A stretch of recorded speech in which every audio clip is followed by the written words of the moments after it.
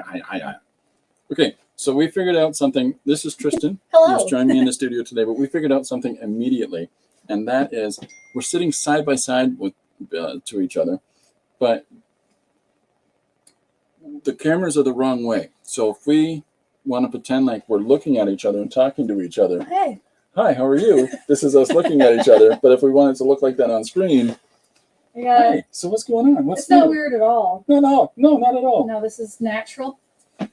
Very natural. That's And then- called professionalism. And then I'm looking at his camera. My camera's here, but I'm looking at this one. I'm looking over there. So Corbin's here. Corbin is flopped out in his usual spot. Yeah. Getting all the attention. Hi, Miriam. Miriam is joining us from Israel. Fantastic. How you doing? So, special guest today on the stream is my good friend Tristan Demone. Okay, so do you want to tell the story of how we met? Sure, Chris. Your face is the wrong way. Which is better if I just look straight forward. Just look at the Really thing. I don't know how long ago was it? Like 10 years? 10 years? I can't. I have to look at you. I can't do this. I don't know. A while. Yeah. Because we've been doing Comic Jam for about 7. Comic Jam since 2015. So it was just before that. He walks into my print shop, into my place of business, throws his artwork down on the table, and he's like, making a book. Knocked everything off the counter. Right. He's like, cancel all your plans. This is my print shop now. Basically strong-armed me into making a series of comic books, which I did actually, in a similar fashion, did wipe everything off on my desk because I'm like, I want to do this. Nice. It's and not quite didn't charge you for the logo, didn't charge you for it. I was like, oh, I worked the system for you. You have no idea. I didn't quite bring it in like that. I kind of came in with a pile of paper and went, how do I make this go? And I was like, well, you need this many pages. This is how books fold. And then we kind of it evolved from there into a beautiful friendship. Yeah. And 73 books. 73 books, yeah. And then countless comic jams and London and Comic-Con appearances. Yeah. It makes me talk to people. I do strong armor for that. Yeah, I'm not the greatest salesperson. Hey, but this is even give away free stuff. I'm terrible at it. This is how Tristan promotes all the things that are on our table. Hey, there's a bunch of books. And take them. Just gotta draw them in, and bat my eyelashes a bit. And for some reason, that makes people walk faster. I've got a picture of. I'll pull it up. This is all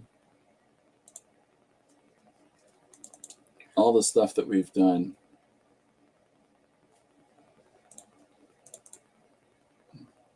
I think I got a picture of our table and how ridiculous it is.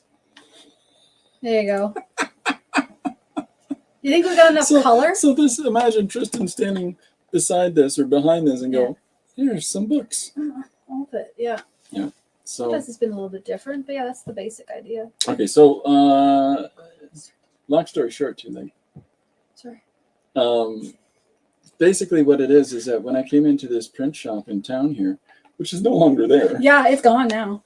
Not because of me. I didn't do anything to it. No, the company just changed its direction and got out of downtown. What I'm getting was good. Yeah. And but what it basically was is I came in not knowing how to put together a book, but I had all this material. And what Lori and I, when we were bringing our households together, she found, and I'm closing my studio at the market and collapsing it into the studio we have at the house. And hey, it works for Vanna White. Hey. Yeah. My own spin on it, These in Atlanta. So basically what it was she sort of walked me through the process of how to put together a book and how to do stuff like that, because Lori and I, when we were doing the collapsing thing, Lori found 3 finished books and said, what are you doing? So and then I was like, well, you need this, and we need to decide on this part and the font and the logo. And he's like, yeah. Words. Yeah. I was like, well, if you do all that, just do that. You do this business. And then it wasn't quite like that. Well, That's how I remember it. It was more of a, how do I do that? Yeah. Well, I could do Or that. scanning. Yeah, that's when we were scanning pages in too. Like, it wasn't digital then. We did the old-fashioned way. Well, those early things, I was writing text on word balloons on pieces of paper I'd cut out as word balloons and put over top of the finished art. It was real old school. And you could tell. And then you went, if there's programs that you can use that can put the letters on these. Yeah. And then you learned Photoshop, and he was like, "Did you know you could do this?" And I was like, "Yeah, you can." I got this. This is the Tristan face. Yeah. Yeah. And now he is more technically inclined than I am. I don't do this video editing magic. Well, that's new. This cat is chewing on me. Yeah, well. Just FYI. If my face looks like it's in pain, it's because Corbin's tell him no. Eating my fingers. I do this. No. And, just like that. Yeah. Okay. Yeah, it's about as authoritarian as they come. Okay. So anyway, long story short, you picked up. So I would bring them into this print shop, but I would bring in stuff that was pretty. Here's all the work. Here's everything assembled, and it's if I'm getting stuff from other people, which we started doing because it was originally just publishing my stuff, but then we opened it up to doing the anthologies, and so we could give other people a chance to be in print. But what we changed, what was a big dramatic change was you would do, so all those early story logos, all those early book, like all the book logos for RP, that's you. Yeah. And the layouts is you. And the formatting and the putting things together and some of the really, really novel ideas that you had. Like, we're going to show you some stuff in a sec. That's a graphic designer's dream. When you make something, you show the client and they're like, yeah, like right away. Because fantastic. Yeah, but you figured it out. Like, you really had it, and you there was no, here, take a look at this. And I look at it and go, oh, that's an image you show me. There was never an in case of that. It was, hey, what do you think of this? I'm like, yeah. Cool. So I've got some of the images. So this is the original RP logo that we have up here. And then I hand drew the London Comic Jam sign, which is this little Runce man hiding in there. Look at him. He's on the table. Right in the middle. Right in the center of the table. Yeah. And then a lot of this promotional stuff that you see in the bottom, well, all of this was put together by T. So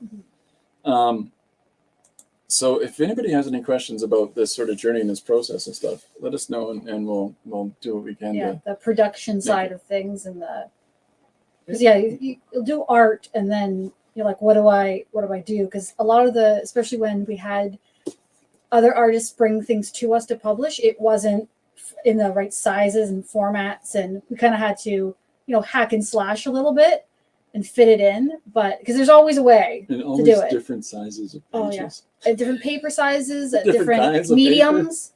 And so you're like, okay, we're gonna lose your light shading because it doesn't translate. And then slowly, you have more people started going digital, so that was a lot easier to accommodate. Yeah. But it's a live and learn process. Yeah. And so for Fun Time Friday, well, I thought maybe one of the things that we could talk about today is some of the processes about putting a book together. And so I'll probably end up going back and changing our title for today and say guest star Tristan Demone talking about book production. And the learning curve seems so steep at the beginning, but then after a while it was just purely intuitive. Yeah, because you have your template, the things that you basically have to just slot new artwork into. And then you start thinking more creatively because all the anxiety of it is out of the way. Because our first books were like, okay, we'll do this, and then after that you're like, you know what, we could do something a little more sassy, be a little funky with it. I agree with that, but at the same time, pretty much at the outset, because of Tristan's graphic sensibility, she designed a format logo for all of our books. So if you see these bands of color on the picture that's on the screen right now, that's because we color branded all of our books, didn't we, Tristan? Yes, we did. Oh, Paul Pate has joined us. Hey, Paul, how you doing? Paul sent me a message, and he's drug addled right now, so Okay. he doesn't Good. remember what he's saying. It's the kind of audience that I But prefer. I have to read you this. This is I appreciate Paul Pate very much, and the letter I see all these weirdos in the chat every time I pop into a stream. well, that'll teach I know what you guys are up to.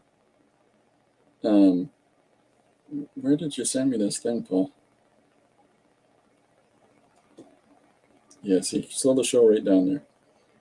Okay, this is Paul's message for me yesterday. Chris, I'm having a root canal in the morning. I've taken the day off work. I plan on drawing a fair amount. What I really look forward to is watching a whole episode of your show. To which I responded, I'm sorry you have to go through a root canal to watch my show, but I'm looking forward to being able to. And then he says, life is a balancing act on a tightrope strung between two skyscrapers, hundreds of feet above a busy freeway. So it's great to have you here, Paul. Paul's books are the Rust City books. Yes. Yeah, no, I showed I've seen you those. Okay, so this is. Am I missing saying hi to anybody else just before I move on? Okay, I just want to make sure. Anybody, the lurkers or whatever, hello. Okay, so this is basically like a smorgasbord of a bunch of the stuff that we did, right? Mm-hmm. So Paul says, I didn't write that. He's drug addled. He had a root canal. Right. I personally enjoyed my root canal. It was a wonderful experience. We'll know if he's lying because they'll say, Paul, just poke the inside of your mouth if you didn't have a root canal, and then we know. Okay, so pretty much right off the hop, you came up with this, and this is right out the gate. Well, I'll roll down here. So right out of the gate, you came up with this branding, this the cover band across the top. You did the Runciman Press logo, which eventually became the RP logo. Yeah. Miriam says it was the other Paul. Mm. You know, the one that was in the Beatles. The hide to his jackal. The one that doesn't wear shoes when he crosses streets. Yeah, we had to go through the color wheel because there ended up being so many sets, like from the apartments to the individual stories to the comic jams to the apartments. We had to go through the color wheel and find colors we hadn't done yet. Yeah. So that it would identify, like in a stack, that series. So we started with the Elmwoods. Elmwoods were just dark blue. Yeah, and then actually one of my favorites, the comic jam. I really like that one. Yeah. And then there's one for the logos. Yeah. There's the one-offs like Hyacinth and Apex and stuff, but it was that general idea of that little circle hanging down. With the color, the colors came behind it. But as soon as we used the dark green for the Hill books, that sort of tied our hands about what we could do with. So that's why we got the shades of greens that go across. Yeah. You know, because we also had to think, how is it going to print in the end as well, right? Yeah. Some of the books like the Comic Jam, it's black and white and then one color, and that's all you have to worry about. But the color books like Hyacinth and the Hill, it all has to, like you have all those greens that have to be the same, like saturation and everything. So this is how we started, and we did Apartments anthologies as black. Yeah. And then the short story release was red. Alphabet Books was another green. Yeah. Right? Like, and we were like, we got to get away from the greens. Yeah. And then Apex blue, Hyacinth purple, and then the Jam has that punch of yellow. Yeah. But I think that with the Jam is where this was your next step. Because Choose Your Own Adventure was pretty basic. Yeah. But then the London Comic Jam was sort of where we were a year in, and that's where you popped. Like, that's where the logos took a different direction. Yeah. And so I think but with the branding of all these different things that we're putting out, because it started with the stuff I'm doing, which is the blues, and then the purple, and then alphabet and short. I guess it was all kinds of different colors, but we wanted to make sure that the books that had other people on it were distinctly separate and had their own logos and had their own materials. So that's why the anthologies were black, but then we also labeled on the front cover, we made sure to give credit to all the people that were in those books. And it was a good start. Paul says, beautiful books. There you go. Look how books smell. I love how books smell.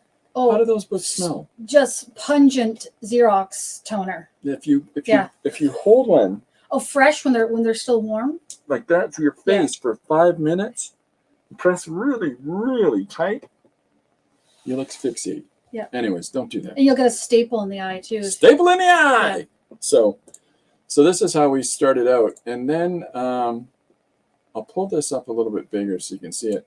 So then there's this shift, and you can see how our logos, while the logos stayed the same, like short story release is still the same font and the same, we still got the circular motif going on the covers, but you kicked it up. Yeah, because this one came out of when we were doing a lot of the individual artists. It was difficult to coordinate with them of where they could and could not put parts of an image. So yeah, it was all over the place. We kept trying to say keep the top clear, and sometimes that worked. You can see on Joe Emo the head gets a little close. But most of the time it was okay. Like the wall was perfect. Grave, what was it? Grave I can't read that. My gosh. Gravekeepers. Gravekeepers. That was good. And it gave the artist like their full vision was there without us like chopping off a section of it. Miriam was saying, "Are you saying those books are smelling?" No, we're talking about when you're focusing on the wrong thing, guys. Come on. When a book is first printed, it smells freshly printed. It smells like that freshly inked paper, and so that's why we're saying if you press your face right into it and hold it there for a minute, it's not good. Has no one ever opened a Xerox printer and just had toner explode on you? And most people don't. Is that a unique experience? Most people haven't had the experience of working in a print shop. And having those explosive disasters. It happens in all offices. I got toner all over the carpet at my current workplace. And Miriam says, I have my early memories associated with that kind of smell. There you go. There you go. So you can see how the change has happened in the logos, where we've gone from this flat band top, like in the short story release here in the right corner, right? And then there's the apartments. You can see one of those logos there. Is there an apartments on here? No. There's an Elmwood on here, though. So, like, there's the short story at the top. There's the Elmwood blue down at the bottom. And so when we switched to the new format, we still, like, the Elmwood still has its subtitles. You still got a little logo piece under the subtitle. And I'll pull in just a little more so people can see those. She designs all of these and all the different fonts, and she's putting all of this together. I think around this time too is where we basically get that font there of those titles, as that was the RP font. Which, funny enough, is called Captain America. Captain America. So we try to use that in all of our RP branded things, like our little ads and like the Runciman ad at the top there. Yeah, the typeface down at the bottom. Yeah, the names of them. So what we did here is that this is where we had enough people. So I'll get into the whole process of the building of RP after. Don't forget to remind me, because I'll forget. So then this is this is the last Elmwood book that we put out. So you can see how the front of each book has the cover image and the format for our logos. But then you wrapped that around the back, and we put the RP logo on the back of each book, and you change the color depending on the color of the front. Yeah. Which I always thought was really smart. So we didn't have to worry about an image cracking, things like that. So this just reminded me, I don't know if I ever told you the RP logo, how it started, is I had my own coffee. It's a coffee stain. Yeah, and I stamped my own coffee stain on a paper, scanned it, brought it into Illustrator, vectorized it. And then this is the second iteration where we have sort of a speech bubble over top. Yeah. But that always made me giggle. Well, the early Runciman, because all his papers that he brought in, this way, had coffee stains on them. There's actually, I will admit, they got more coffee stains after I handled them. So you drink a lot of coffee when you do this. Here's this is the Running Man. Yeah. This is the character that we came up for RP Comics. This is basically your version of me. Yeah, he makes a very unsettling appearance inside of a lot of the books. Miriam's made a lovely dinner that all can smell, not just across an ocean, but halfway across a continent, and because he's in Michigan. Pungent. Fantastic. What are we having? Anyways, it's later in the evening for Miriam when she's watching. Oh, okay. So, so this is one of the logos that you came up with for promoting what we were doing. And so a lot of these things that we were doing in these early days was really kind of finding our way. Mm-hmm. And then once we were a year in is where, and this is 2 years in at this point. Mm-hmm. There's one of your M&T logos that you did. So once we're at this point, we're now publishing single books by people. And in addition to that, we fully came out into a rounded structure of books so that you could put all of our books on a shelf together and there would be this uniformity. You see, the spines, you could see all the colors and they're the same height. Same It's very size books. satisfying. Same size books on every printing. Mm-hmm. As much as that might sound, like, well, is that really a thing? Isn't it just a standard size? In independent publishing, that is a huge problem for a lot of people. Yep. Is that they don't maintain a uniformity to the size of the books that they do. Mm-hmm. So that was another thing that you made sure. And the fact that you had that setup so tightly arranged so that all the books had the logo lines the same spot was really smart for us. Well, that's slightly off topic, but for individual publishing, something from a design perspective that I've noticed that people do when they're doing it independently, they do everything themselves, from the graphic design to the formatting, and they throw it up on Amazon or something. But they always pick odd formats, and their fonts are too big and everything, and it screams, I did this myself with no guidance. Yeah.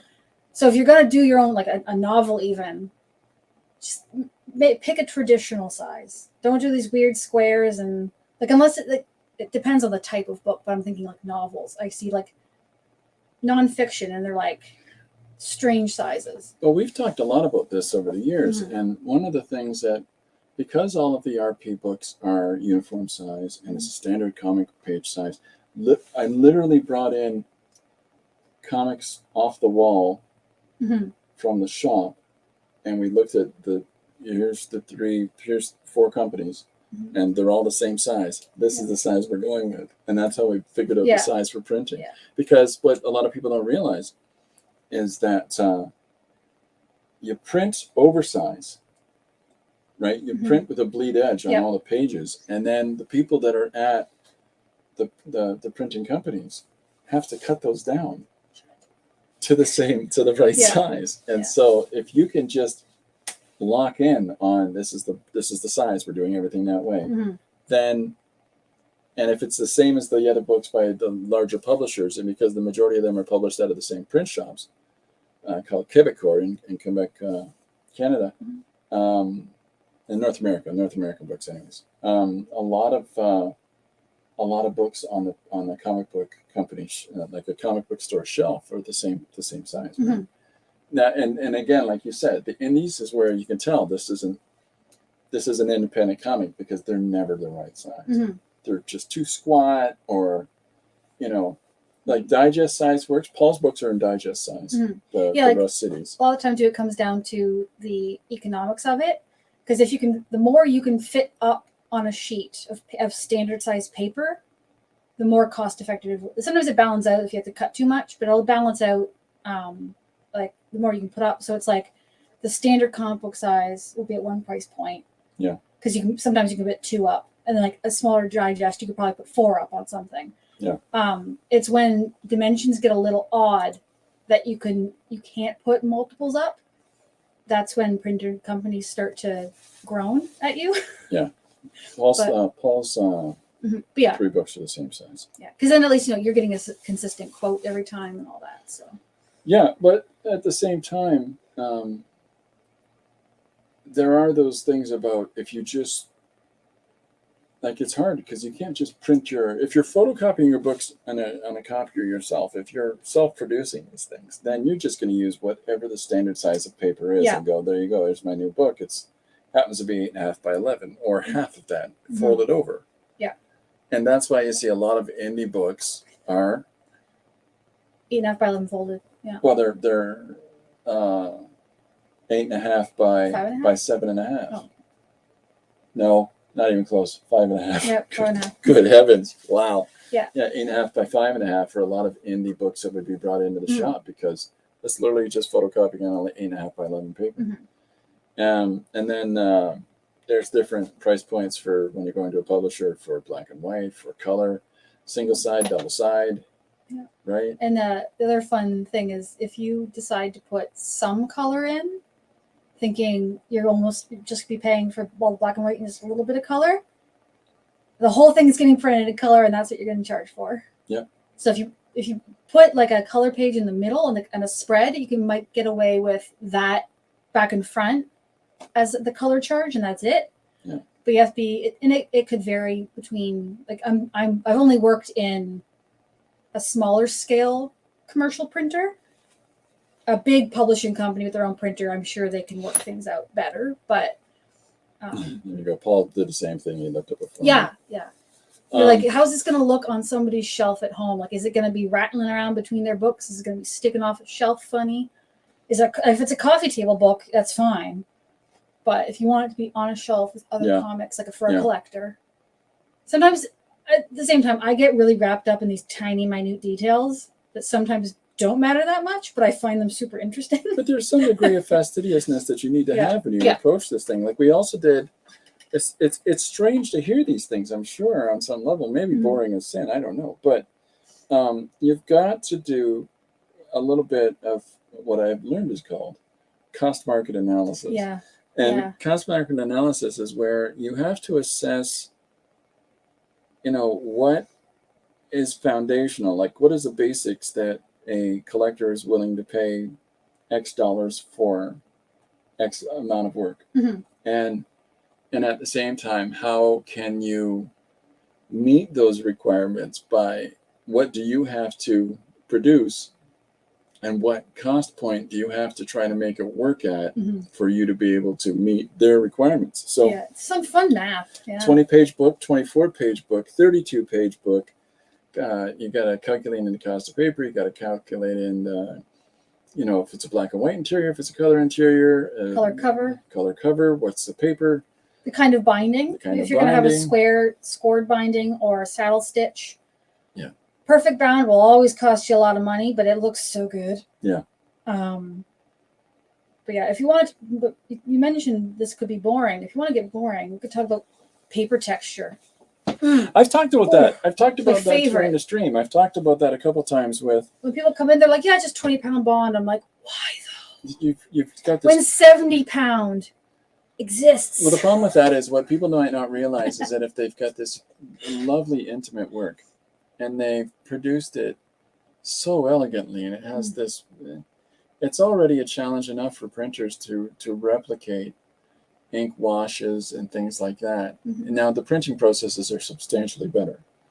There's so much growth in just the last 10 years alone. Yeah, but even since I've been in that industry, right? It's a lot different now. It's changing so much. Yeah.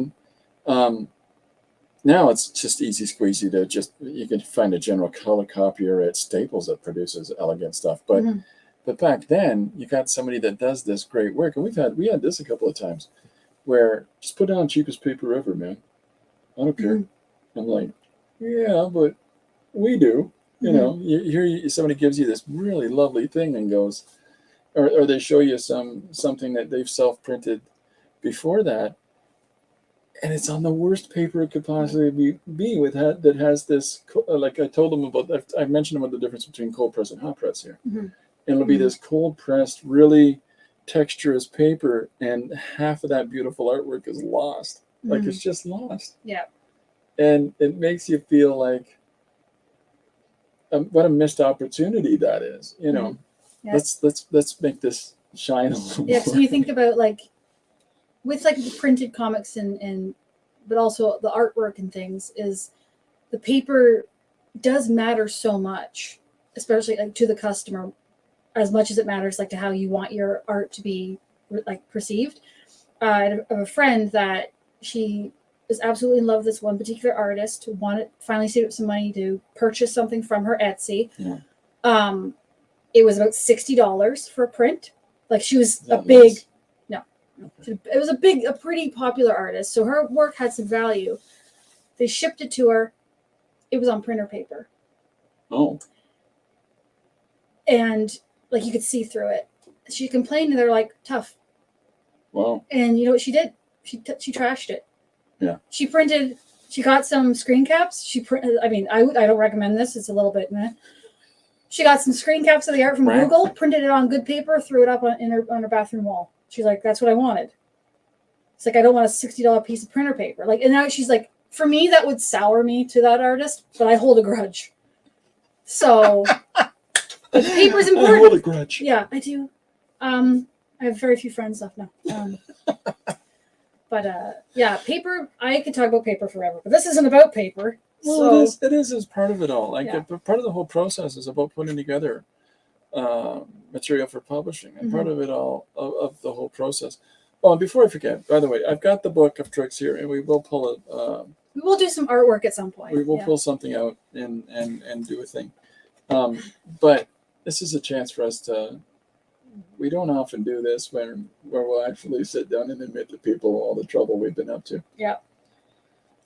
So one of the things that you have to factor in is that paper, that type of paper, cost of paper, you know, because those different weights cost different money, and it's a noticeable difference. You can tell between a lighter pound paper when you get, you know, X amount of units, and grain. You start thinking about grain. you know, and the weight of those boxes. Okay. Paul says she should have sent it back. I don't think that there was going They to wouldn't be any take it, honorifics from them wouldn't at take any level. So you just mail it back. Now you got nothing, as opposed to the absolute joy. I would have videotaped ripping it up in front of them. Burning it. Well, dramatic. Setting a village on fire. Oh boy. So. Look at this. What is this? Yeah, well, this is what I have to deal with every. See, this is not just me. It's just Corbin. Every single stream. It's like, you know that I'm gorgeous. Very much. So we got into 11 Elmwood. There's the table. I think we've shown a bunch of this stuff. You brought. Oh, before I forget, here's today's page. I've already forgotten this. This is yesterday's page. The suggestion was I was a lifeguard for one day from Emily.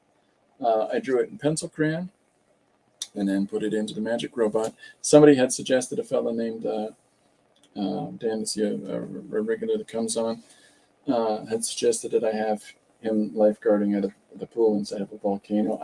I never got to that. I went instead for a hair joke. Yeah. Hair jokes are important. I actually got on this vibe of drawing crazy behavior at water parks, and just was really enjoying drawing more and more people that pictures don't move out of the way when they go down a slide. That's all that is. And print it on better paper and then send it back. Yeah, I mean, like this, like that. That's something I would do. That's petty enough. Yeah.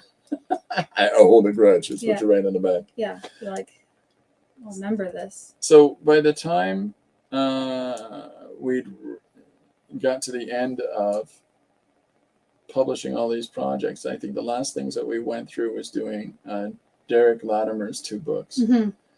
So this is what I was going to talk about earlier. One of the things that we did over the course of RP is in 2015, I'm bringing books in to Tristan at the shop she was working at, and and with her assistance, we're putting together the books and branding a comic company that made us no money. None of us made any money doing this. I'd give copies to the people that would turn in books. Basically, books were publishing, or books were paying for themselves. And then whatever surfeit of funds that we were putting together, I would keep in a bank account, and then we would just publish more books. So we were never really making anything, but we're having a great time doing all this. Yeah.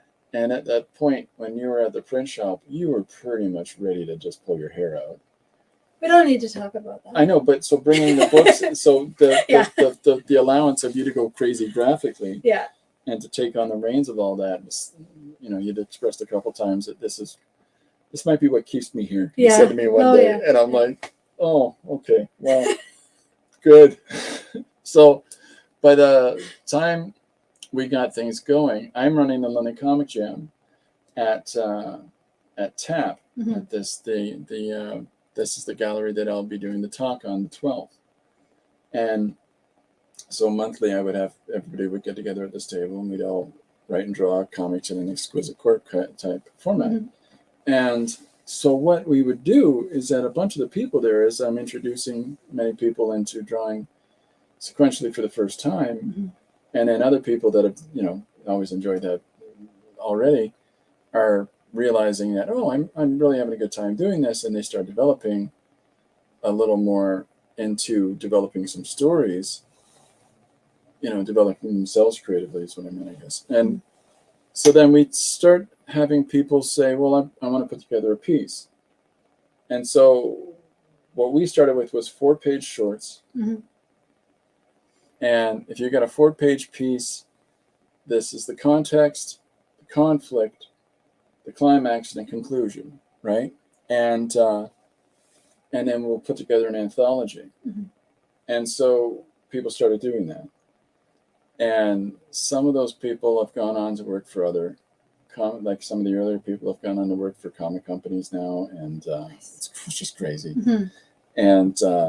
And then we'd have, over a few years, people developed enough of a rhythm for themselves to do it.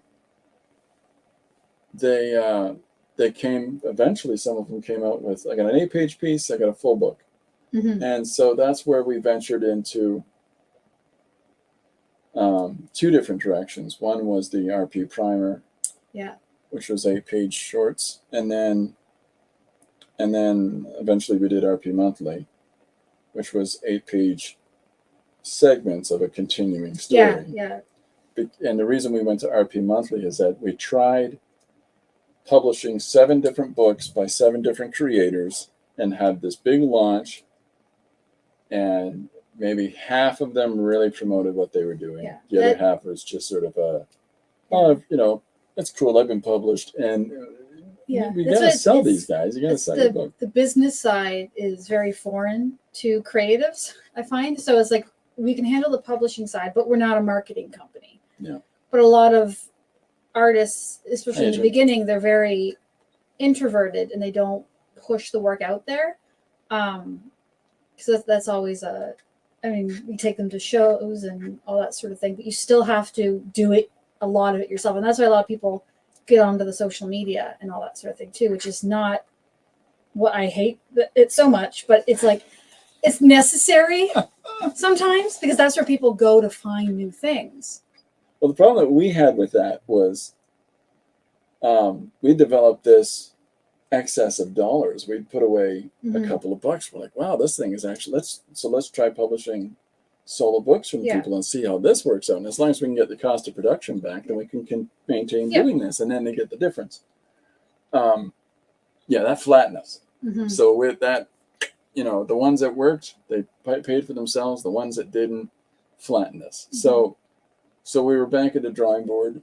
It's not like we had to input any additional monies. Mm-hmm. And the initial investment to start RP had been paid back right away. But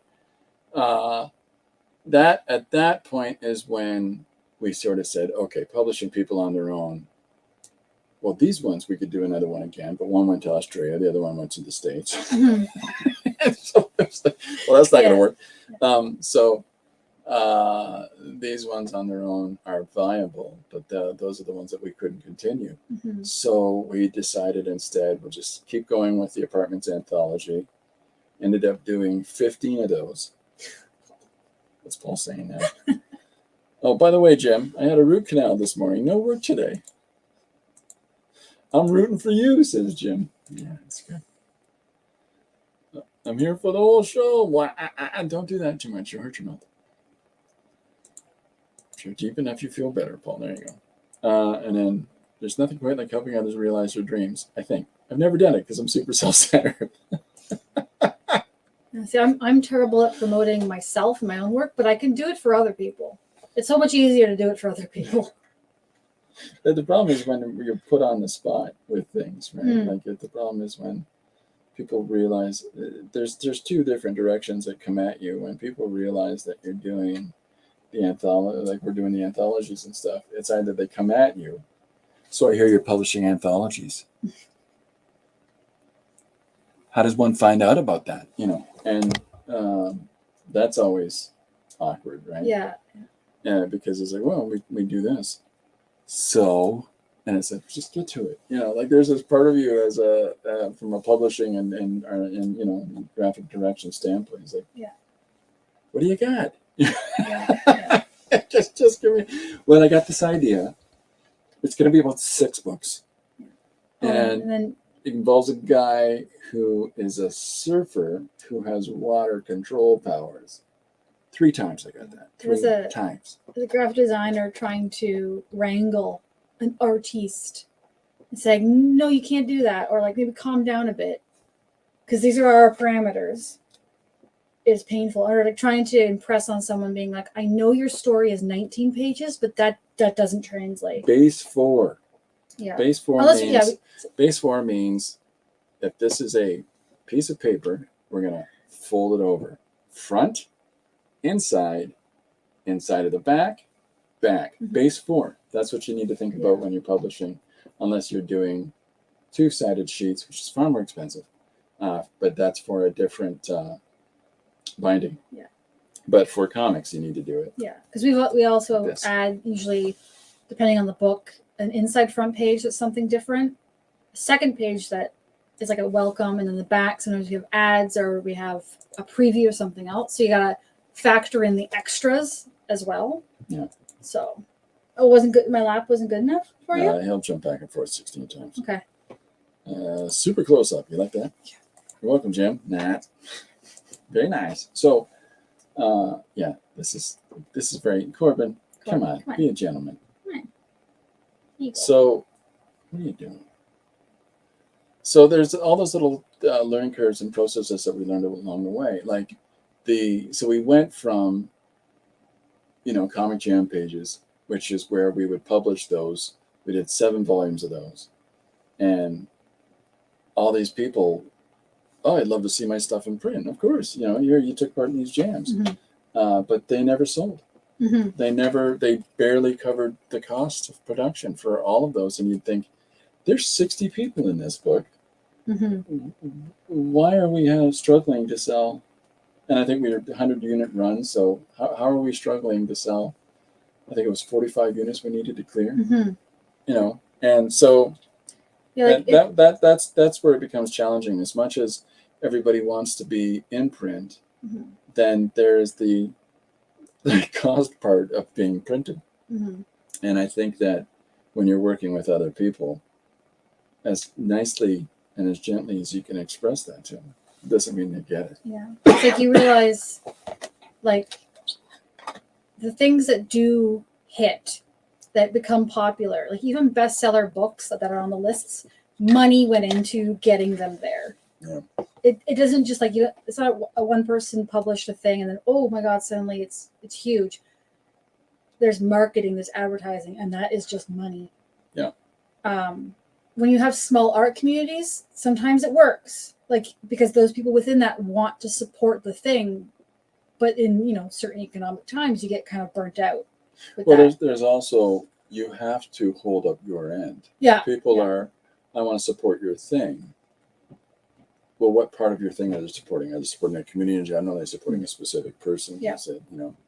And then you've got to maintain a consistency or quality for what they're actually interested in. Yeah. Like we've, at the Comic Cons, we've had repeat customers because they know there was a part 2 of a book coming out, which has always been great to hear. Right. Because this just feels so unnatural. So I'm going to be talking to the What's that? Other side. Or I could still directly in the camera, but I forget to blink. And it feels even weirder.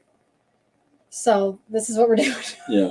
Well, we're good at this. Yeah. Well, what we realized at the beginning is that because for those that joined in late, we're sitting beside each other facing this way. Mm-hmm. I love Jim's teleporting Corbin conversation. But So in order to be looking like we're sort of talking, Yeah. we'd have to face away from each other and talk like this. Yeah. If I put a mirror here, maybe it would be as weird. And I'm just looking at my. It's like this far from the wall. Like I got my calendar over here. Yeah.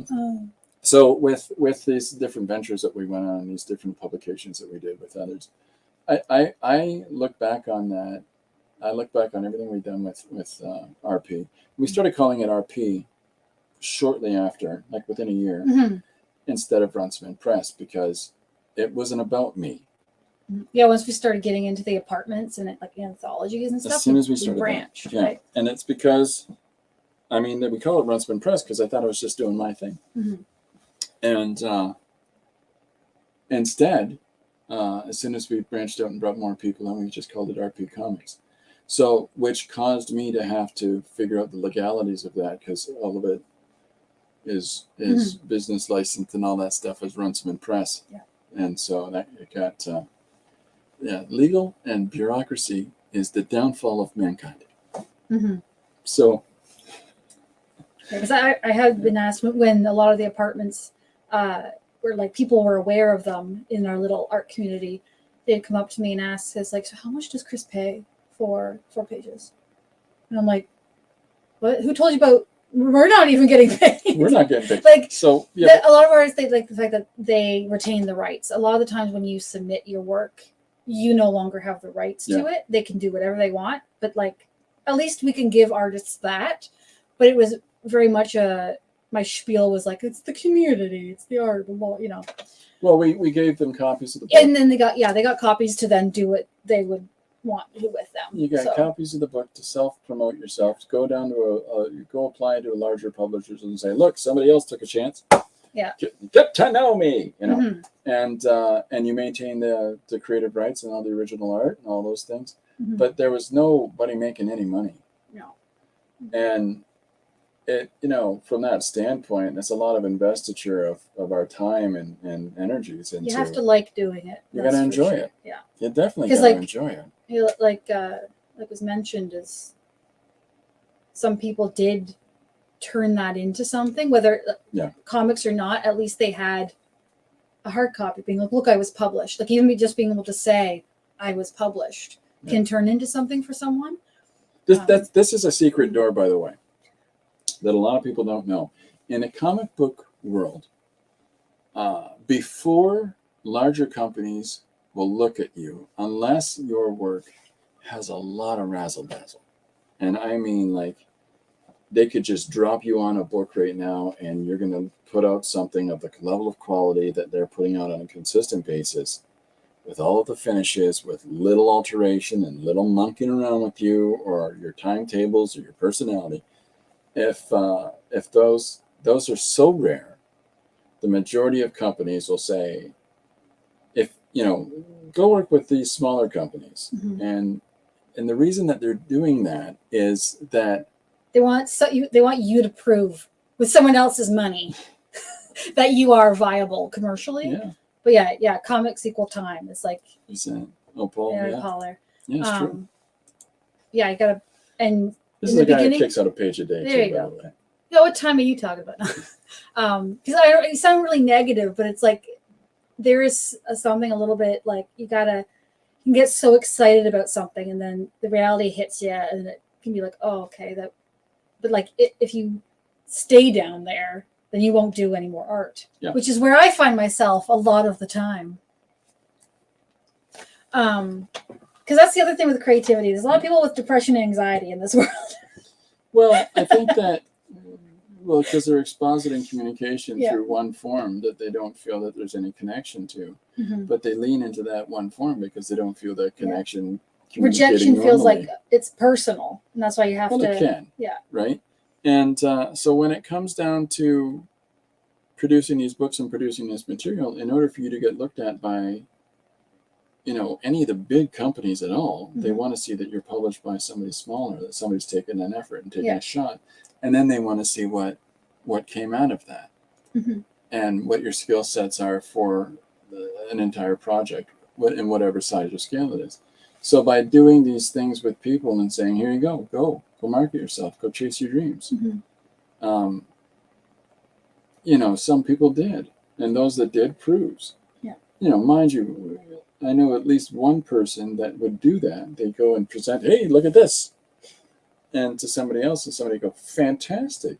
You should, here's a submission thing. You try this out and get back to us. Mm-hmm. And I know one guy who did it and has made something from it. But I know somebody else who did it and they never did the submission package. And I'm like, you were just given a golden ring from somebody and you didn't do anything with it. What? You know, well, you want to publish another thing? No. No. Yeah. Because for what? For just your own, oh, I've been published. That's, Paul says, when I started, I tried to learn how to make a big spread to submit to Marvel or DC. Quickly, I figured I should just spend my time creating my own thing. Well, there's a massive amount of benefit to doing your own thing. Mm-hmm. And, I firmly endorse people creating their own product because in this age of capitalistic consumerism, nobody cares about what you're doing with somebody else's product. Mm-hmm. And unless you have enough of a chance to make a mark doing something else, no one's going to remember anything, and it's not going to develop into a thing. There's a great deal of ambitious hope that unfortunately is lacking a grounding in reality. Mm-hmm. There's a whole, you're only a part of a machine when you're submitting to the larger companies like Marvel or DC. You're a penciler or an inker or a colorist or a letterer. Now, in the digital age, there's a new allowance that's come across artists that they can do everything digitally, so they don't need an inker. Yeah. Which is a radical shift. But beyond that, and then you have artists like Bill Stankiewicz who would just ink his own stuff, and a lot of artists that just ink their own stuff because they, it was faster for them that way. Mm-hmm.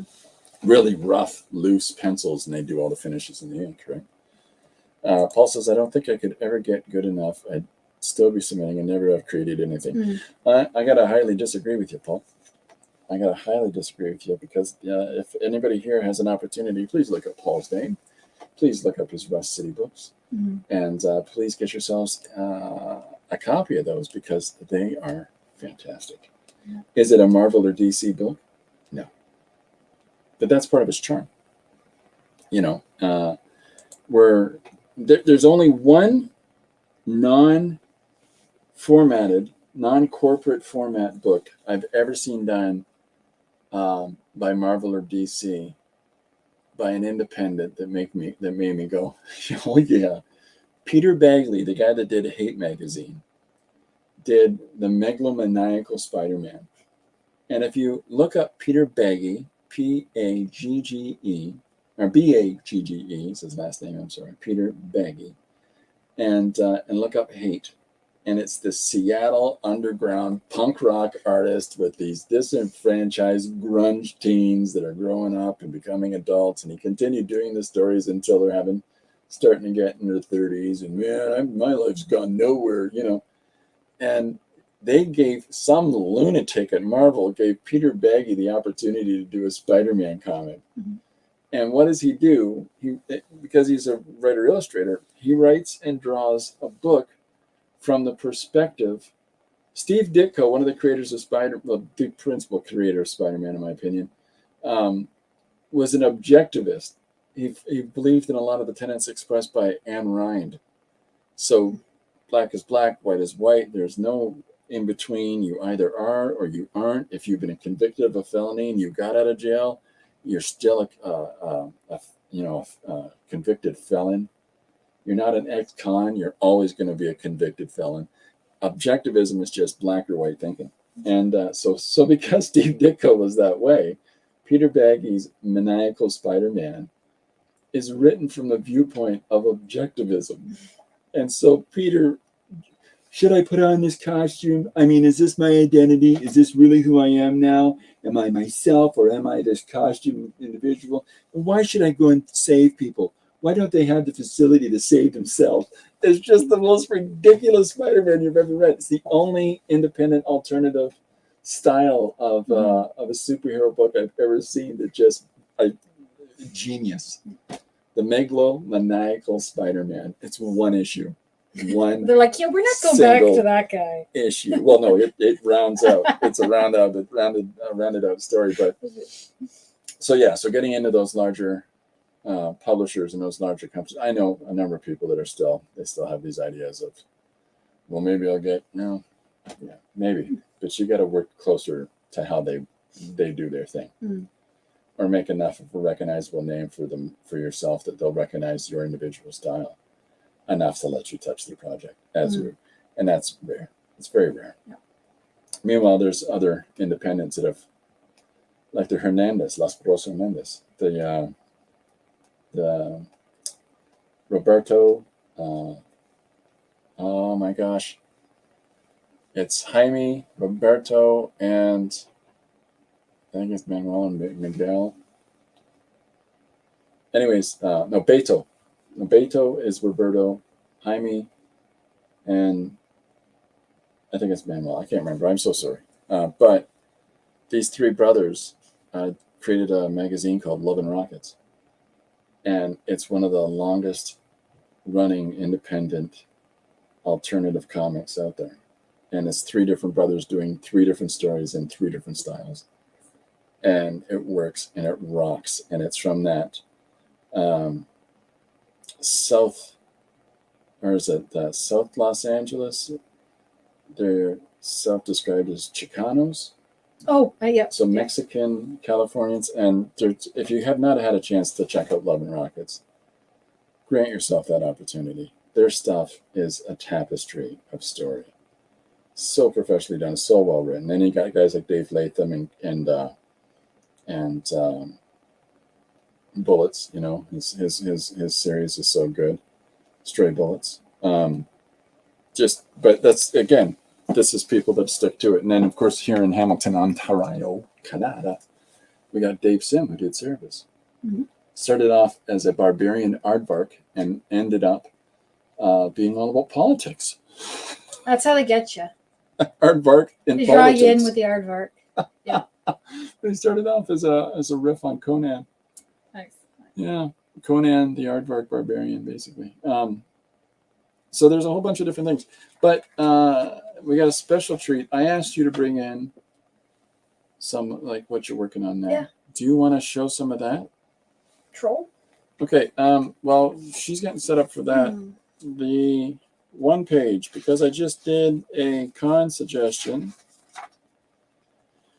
I'm going to do one from the book. So, just... okay, here's a suggestion from Dee Dee. Dee Dee was with us at the stream here. I'm not sure if she's still here, but I'll be doing this suggestion for Monday. It is, well, you can't see it. It's flashed out. I'm sorry. It's Christopher as a hula dancer. Can't believe I'm doing this one. So there's our suggestion for today. Christopher as a hula dancer. So I think that, especially in a case of, independent works, Jim, who's, in the comments here, Jim Luan is a really successful independent animator. Paul is a really, in my opinion, really quite successful independent comic creator. And then we got Gary Hodges. There's a whole bunch of people that I've come across here through the streams that just fantastic work. Yeah, he shows me everybody's stuff, by the way. I've been spying on all of you. Can't help it. You gotta promote the good work. Okay, I'm gonna switch cameras and we'll put it on the overhead here. That kind of works there. Paul says, "Oh yeah, let's see what you get working on." Okay, well, be nice because I cry easy. And you'll know when she's crying because I'll be pointing and giggling. Yeah, right. Okay, so we're trying with the one overhead to pick up some visual graphics. You like this technically savvy setup there? Oh, can you see anything? I think it's not. Yeah, it's on an iPad. Dark cover. Yeah, it's dark. I gotta adjust for printing. But I can't remember how long ago it was. Oh, I had a dream. Everybody's gonna listen to my dreams now. I had a nightmare essentially, because I like to fall asleep to true crime. Oh, sorry. There you go. and it involved a large troll. Mm-hmm. Yeah, and you know, grabbing death, that whole thing. So I was like, hey, let's turn that into a comic book. Mm. So you can kind of see here. Oh. Not really. You're distracting, sir. Yeah, I'm sorry. No, that's okay. So far, I won't go into too many details, but there was a point in time where I lost the passcode to this iPad.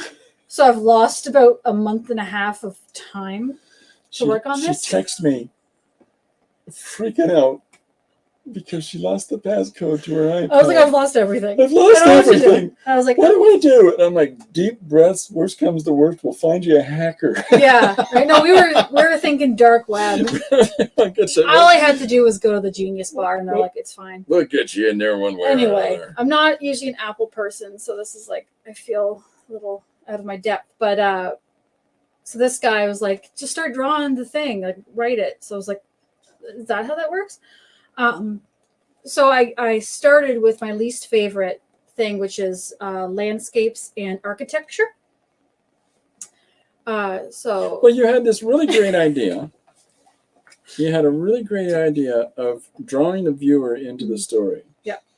And not because when you started at the start of your dream, you oversaw the forested area, the field, and you saw the house, and you saw people coming to the house. Yeah.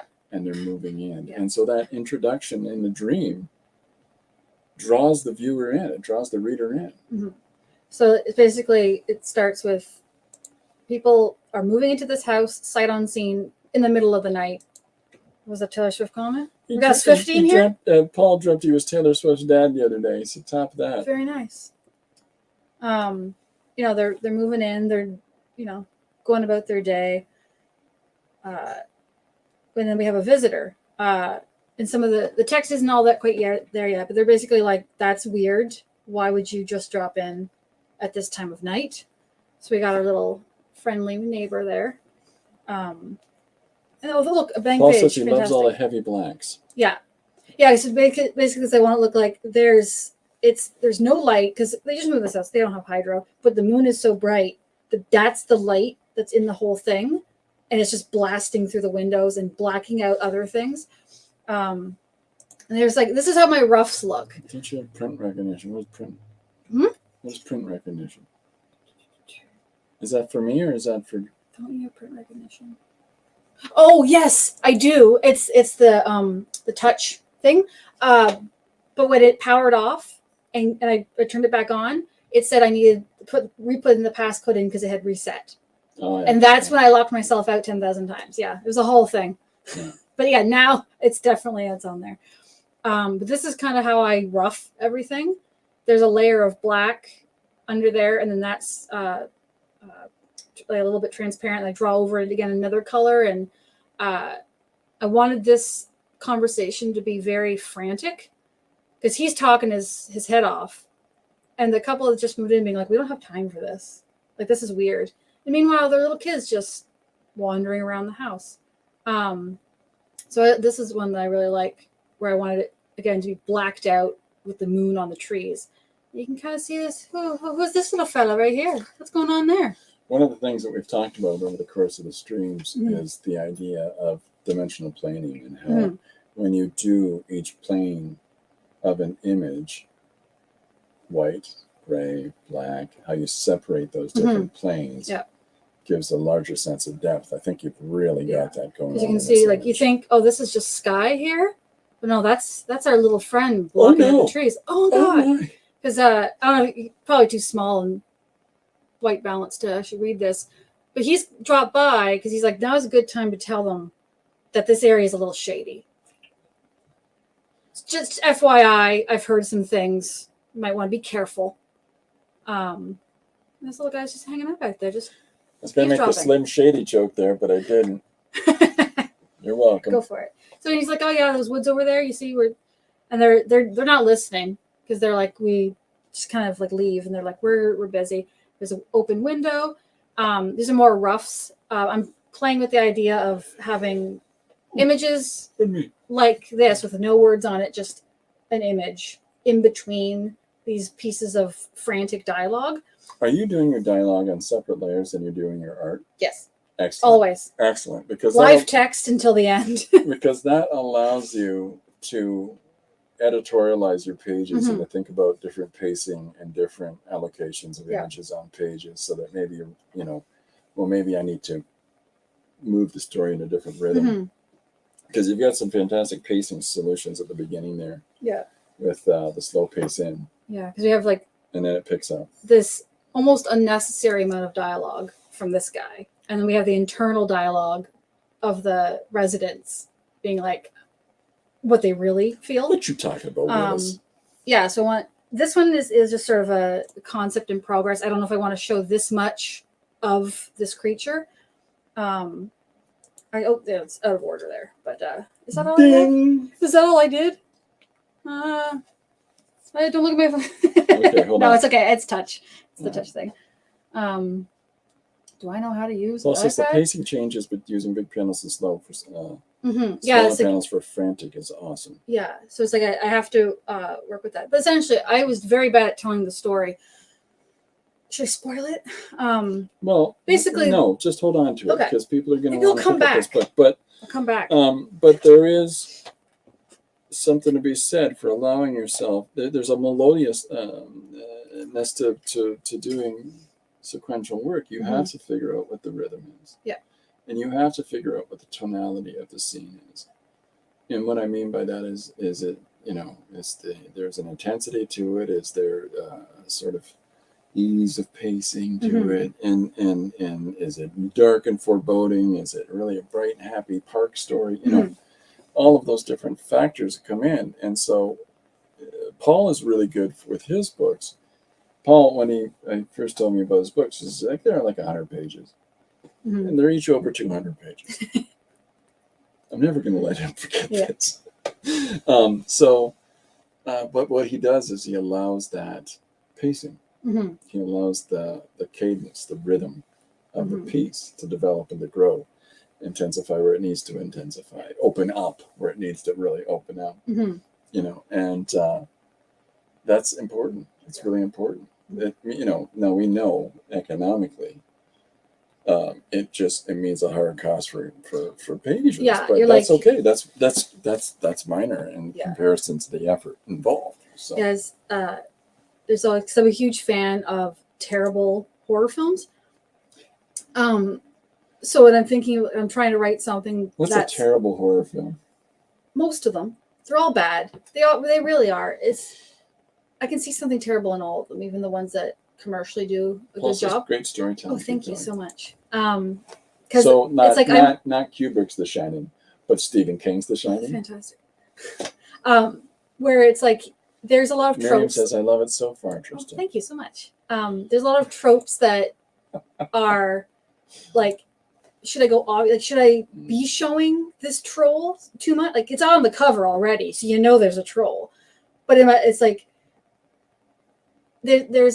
I have this desire to be complete, like, surprise at the ending. Yeah.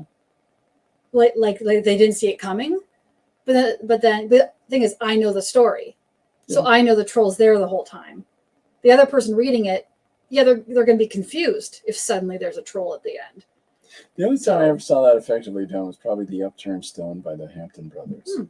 It's a really good one for the ominousness of kids trick-or-treating on Halloween and having to go through the pumpkin patch to get to the good neighborhood where they give out the big bars of chocolate. Yeah. And that's a scary, dangerous place, the pumpkin patch. But you don't realize what you're reading until it happens. Like, you don't realize you're in the middle of like a Halloween scenario. And that's fantastic. Paul says 100, 200, whatever it takes.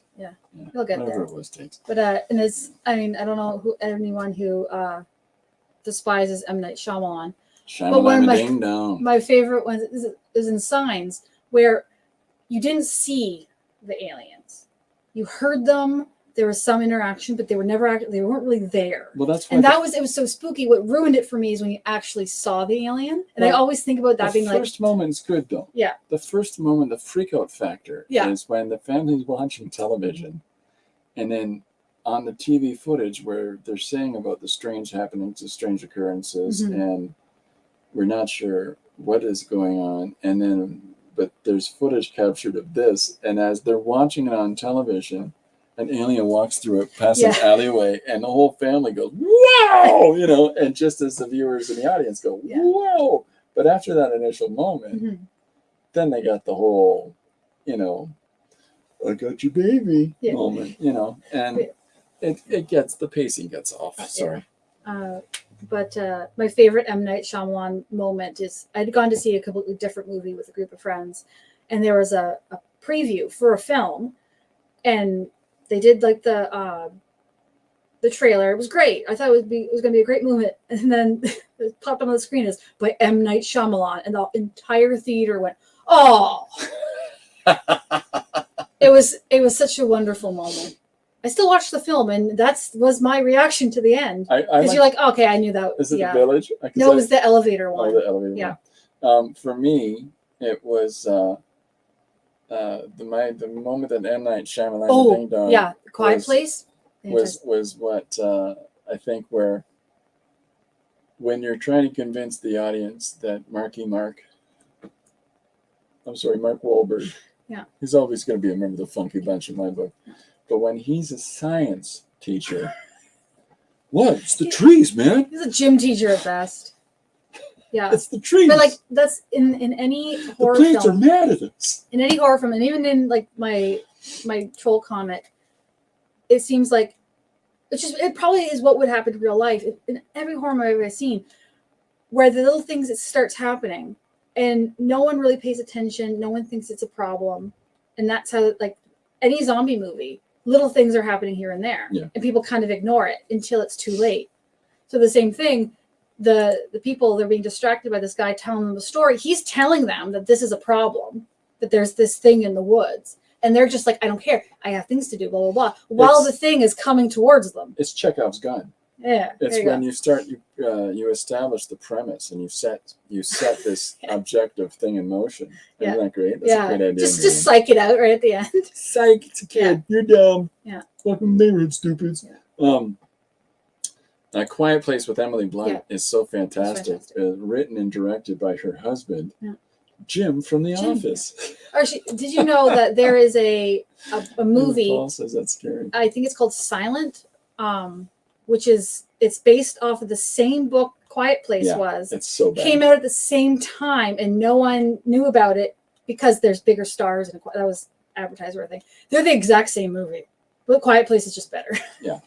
Well, doesn't the silent one have, you can actually see, like they're smaller too, the things are smaller and they look like pterodactyl things. Yeah. It's a little I don't think it had any big stars in it or anything, but it was still enjoyable if you like terrible horror films.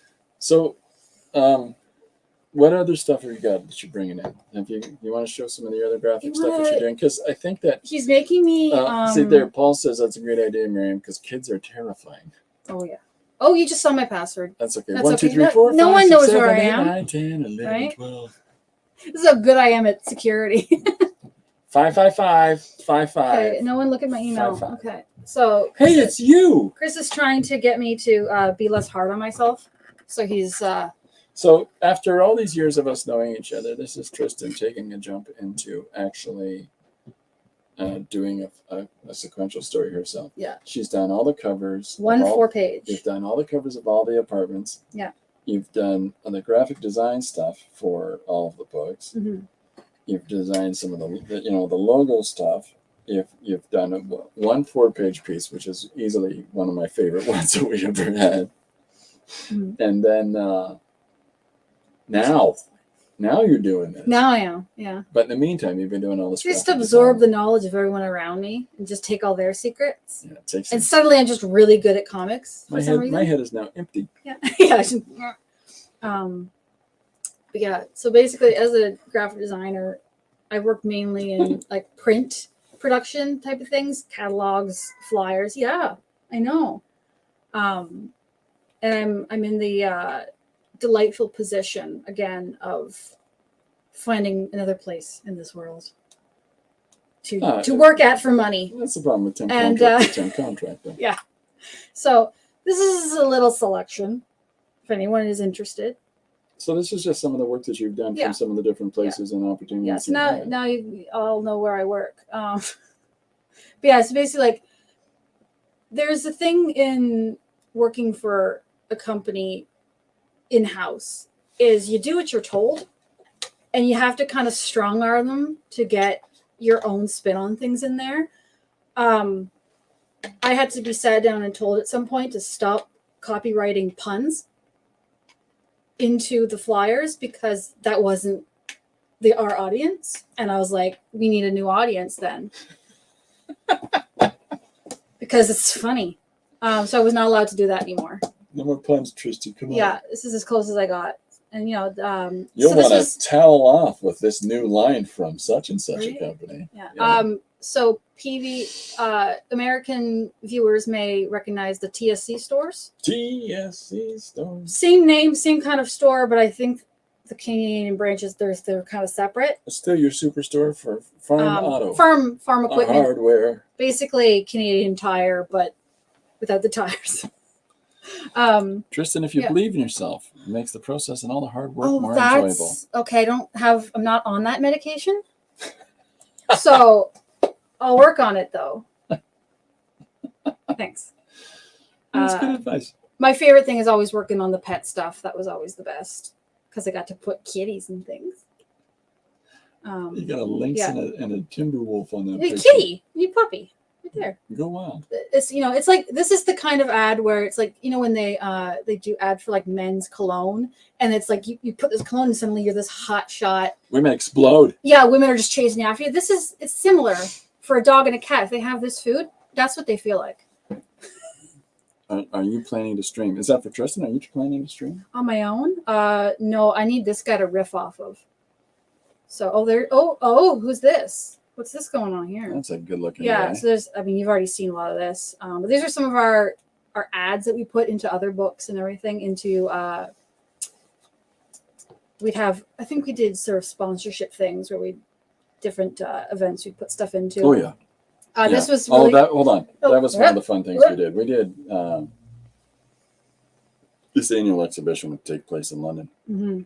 And we were doing the program book for it. Yeah, the Ting to support Comic Festival. Yeah. And we'd say, so we need a little bio from each of the artists, just something really brief. Mm-hmm. And somebody would say, I like making art because it makes me happy. Well, that's very brief, all right. And then the next person would give you a 4-page long soliloquy about transcendence, their journey nature, and as their an journey artist. therein. We're like, that's beautiful. However, you have a 1-inch paragraph of space. So, sorry. Yeah. This was an interesting project where I was asked to make fruits and vegetables into superheroes. It happens. It happens. And then they're like, can they be kicking food now? And you're like, you have to say yes. They can't say no. Crush a tomato, kick a cucumber. And I distanced myself from this a bit, that I did not write the veggie wrap. Oh, that's too bad. But I did illustrate it. So that is ingrained in my memory. But it was a lot of fun. You can get text bigger. We could maybe get Paul to wrap. This was a cute project. It was how to get kids to eat their fruits and vegetables and play outside. One of those kind of things.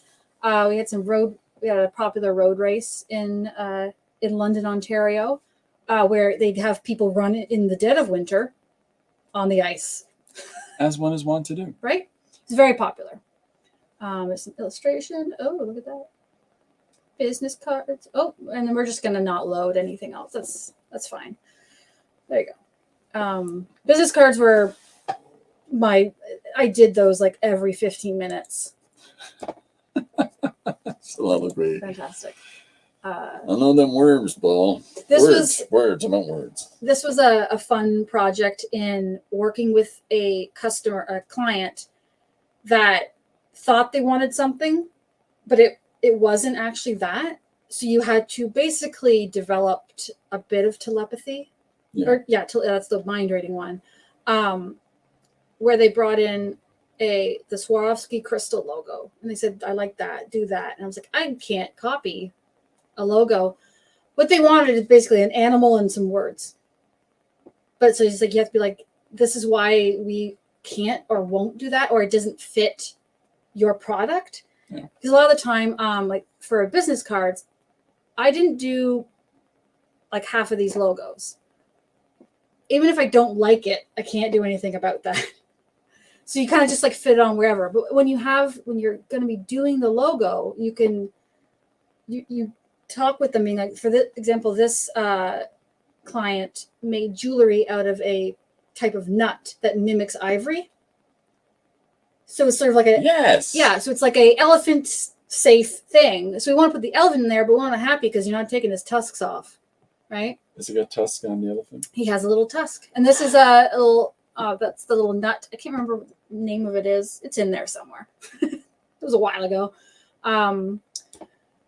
We have a big multiplex entertainment, huge building. Kellogg's had a massive factory in London, and when they closed it, it's been redeveloped into this like entertainment complex, restaurants, and all these things.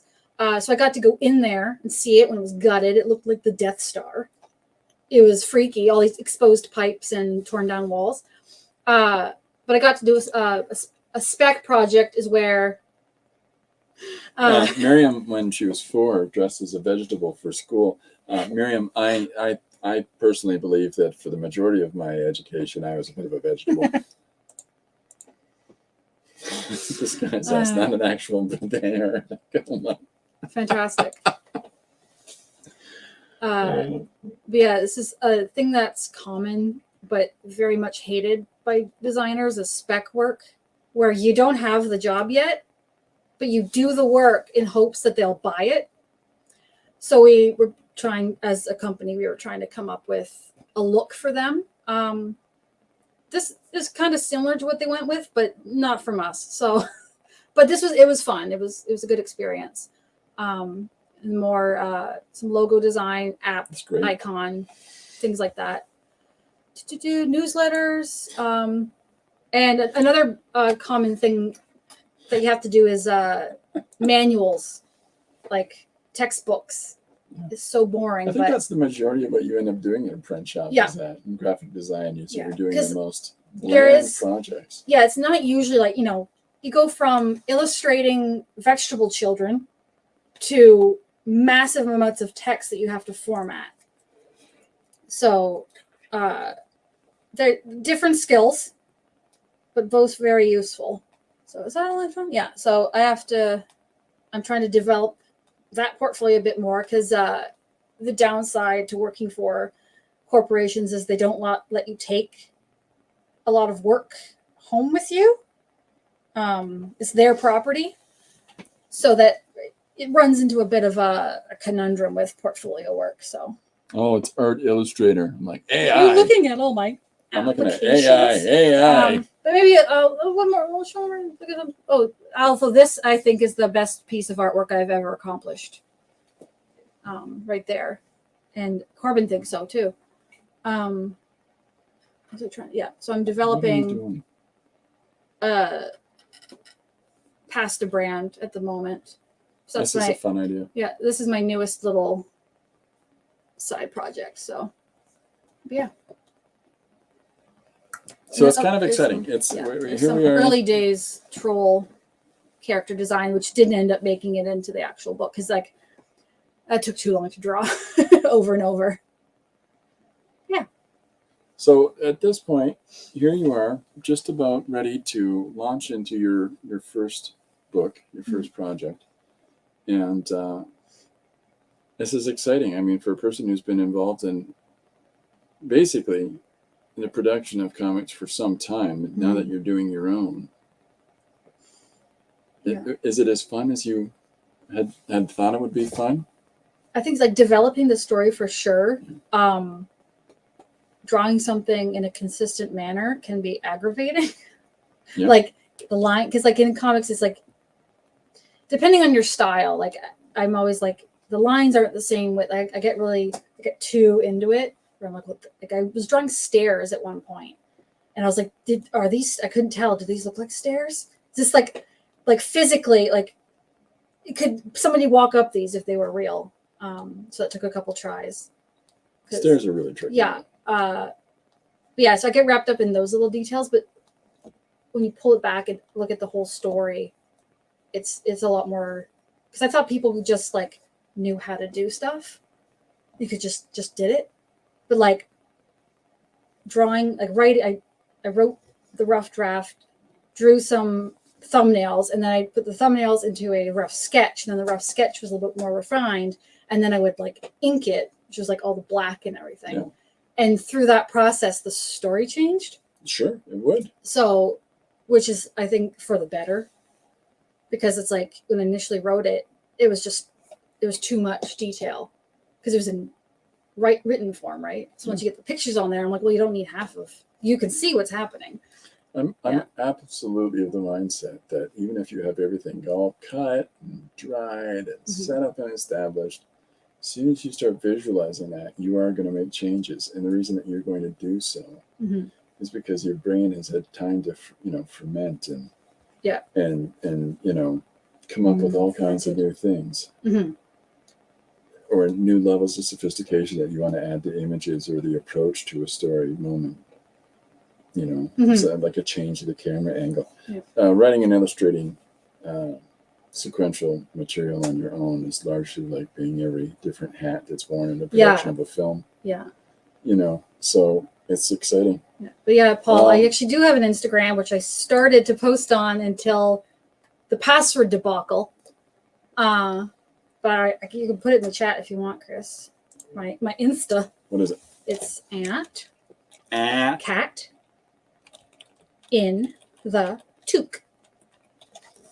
That's a Canadian hat for everybody from somewhere else.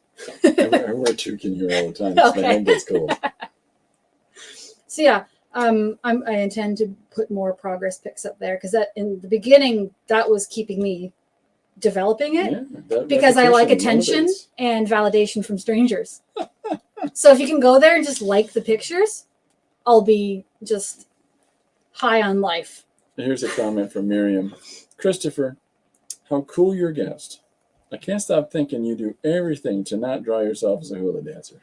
Well, you would not believe the stuff I've cut from his books. It's just self-portraits in different states of costume. Yeah, it's always about different looks. Well, Lori's always the one being like, Christopher, you can't say that. You can't put that in there. No. Yeah, that's great. That's fantastic, man. Yeah. I'm a big proponent of just going in the moment. And here's your idea and just start flowing with it. And then that refinement comes in the text because I'm a huge advocate, and we talked about this earlier, I'm a huge advocate of show more, say less. Yeah. Right? And so the idea of that, having all this text laid on you at the beginning and you got to now visualize the text, to me is just so counterintuitive. It's like one of the things, that page that's heavy in text bubbles, I want you to hate that page. I want you to be so mad at that page. Except for you need people to just go through that page and you have to present it in some kind of rhythmic way. Oh no, I'm gonna be pissed off. There it was. I was on my way to the store. I need to get some milk. Yeah, like in the actual dialogue, it's gonna be. And I got all the way to the store. And I did it on my wallet. And now here I am telling you about the milk situation. Yeah. And if you can just do that and walk somebody through this nonsensical moment. Yeah.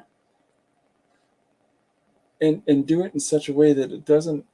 I think the secret in a lot of suspense and horror is that you can't make it a page that people hate. You have to make it flow organically with the rhythm of everything else, so people don't realize that you just opened the window for them to look in at your story idea.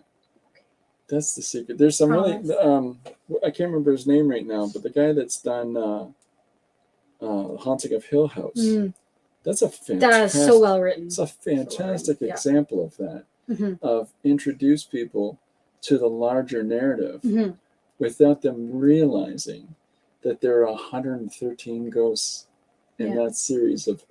There's 113 ghosts in that house that you are seeing at all times, and you don't consciously realize it until you do. And, to fit such a sophisticated idea in the visual element without any explanation of it whatsoever. And you're focusing on the ghost narrative of the ones that are interacting with. But meanwhile, as the camera pans by this room, you miss the face looking through a pane of glass. Yeah. Like you just missed that. Or you missed that there's someone squatting under that table. Unless you see it on the I second can only viewing. hope to be that clever one day. Well, I think what you've got started now is clever. So I think I maybe work something into the shadows more on some of the pages. Not the ones I have, but as the troll gets closer to the house, I think maybe there'll be a bit of a shape to the shadows. But okay. Yeah. I like the suspense aspect of Yeah. it. I think that presenting that idea of what's that black space in the woods makes people go, how tall is that thing? Yeah, because basically I kind of want two stories. The story that's happening with all the dialogue, them talking to the neighbor, and the story of the little boy and the troll. They're kind of, and then they come together. Well, there you go. I kind of just made that up in my head right now, but it sounds good. Yeah, that's how stories work. That's it. I totally intended that. Yeah. Miriam's got a good question for Paul. Are you streaming tomorrow morning? And if so, at what time? And conversely, Miriam, are you streaming on Sunday? And if so, at what time? Yeah, everybody put their schedules in there. Well, I usually advocate people talk about what they're working on, Yeah. or people talking about any events or any things that they got coming up they want people to take part in. I'm a big proponent of that. So, and everybody knows they're welcome to do so. Fantastic. And other streams, and somebody does that, and people get mad and kick them out. That's just silly. I think it's I want the important. attention. I think It's about me. I think it's important. I'm a star. Sorry. I think it's important as a community that we do that. Yes. Very much. What was funny is that you were watching. You've been following Dee Dee for years, and engaged even in the chats and things like that. And then one day Dee Dee mentioned my name, and you're like, "What?" How does Dee Dee and Chris know each other? What? Yeah. I was like, I should have thought. But yeah, it was fun. It's just one of those nice, weird coincidences. Paul will be streaming tomorrow at 8:30 or 9 a.m. on his channel. It'll be Saturday morning cartoons. He's got a cool logo for that. It reminds me of Robert Smigel's, TV Funhouse that he used to have on SNL. And it's got a very, very, give me back my show kind of an aesthetic for the visual for the logo. So Miriam wants to know if the idea is like the movie I See Dead People. Oh. A little bit. Oh. Kind of that slow, like that slow build until the horror hits. Yeah. I like that. Was also very good. Just keep an eye out for the red doorknob. Yeah. Okay. Well, is there anything you want to say to people before we split? And I gotta sit down and draw myself in a hula skirt for everybody. No, I think that was fantastic. I need some water. Corbin. And I will probably not be talking for the rest of the weekend. But that was a lot of fun, though. I very much enjoy attention and the praise. Corbin, is there anything you want to say to anybody? No. No? Okay. That's the quality of this stream here, is I always invite the cat to speak. All right. Well, I think we're going to sign off for now. And I'll be back Monday morning at 2 p.m. EST. And we'll be having a lot of fun. I got a big plan for Monday as well. So stay tuned. Exciting stuff coming up. And thanks very much, Tristan, for coming out. Thanks very much for showing everybody your work.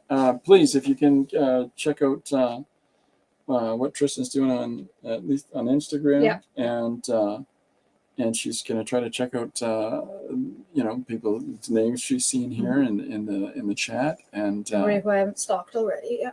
Yeah, 100%. Stalking. In a fun way. Christopher Stalking. Not a criminal way. Hey, yeah, it's great. I love it. Keep doing it. Yeah. So, okay, great show. Thanks, Tristan. Thanks everybody for coming out. We've really appreciated it. I hope you have a great day, and we'll see you Monday. Bye for now.